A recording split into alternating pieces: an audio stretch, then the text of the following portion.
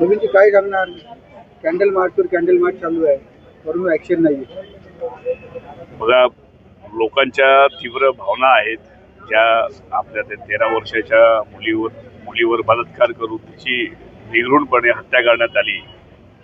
अशा नराधमाला विशाल गवळीला तात्काळ फाशीची सजा द्यावी.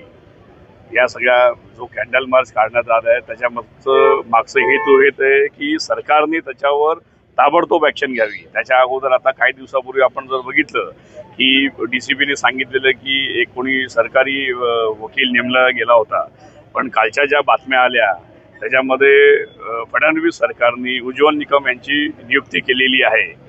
पण उज्ज्वल निकम हे BJP मधूनच निवडणुका लढवलेल्या त्यांनी, त्यात ते हारले गेले. मग आमच्या मुलीला न्याय मिळेल का, ही एक शासकता आहे त्याच्यामध्ये.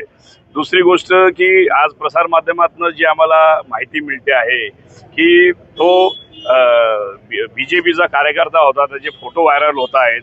तर आमच्या मनात शंका आहे. आज समाजामध्ये प्रत्येक गोष्टीला हे तेढ निर्माण करतात. परप्रांतीय आणि मराठी भाषावाद याचा या कल्याणमध्ये तेढ निर्माण केला जात आहे. आज आमची ही परप्रांतीय मुलगी आहे, आज तिच्या निर्घृणपणे हत्या करण्यात येत आहे. तर याला जबाबदार कोण आता? तर या सरकारने तिथं घरी बसून किंवा मंत्रालयावर बसून जे मदत करतायत किंवा त्यांचे जे मंत्री येत आहेत, ही फार मोठी शोकांतिका आहे. फडणवीस साहेबांनी, मुख्यमंत्र्यांनी तर इथे यायला पाहिजे भेटायला. आज त्यांचे आमदार जे इथले स्थानिक आमदार आहेत कल्याण पूर्वेच्या आणि जो इतर मंडळ आहे ते त्यांना तिथं घेऊन जात आहेत. आणि एका प्रकारे ह्याच्यामध्ये कुठलंही राजकारण किंवा प्रेशर असं तर काही होत नाही ना. तर आमची सगळ्यांची या जनगण जे इथलं मंडळ आहे, जे नियोजन मंडळ आहे, या सगळ्यांतर्फे हीच आमची प्रार्थना आहे की आमच्या मुलीला लवकरात लवकर न्याय मिळावं. जसं त्या शिंदेची बदलापूरच्या प्रकरणामध्ये एन्काउंटर करण्यात आलं, त्यावेळी ते इलेक्शनचं राजकारण होतं. आज हे सरकार काय झोपलं आहे का?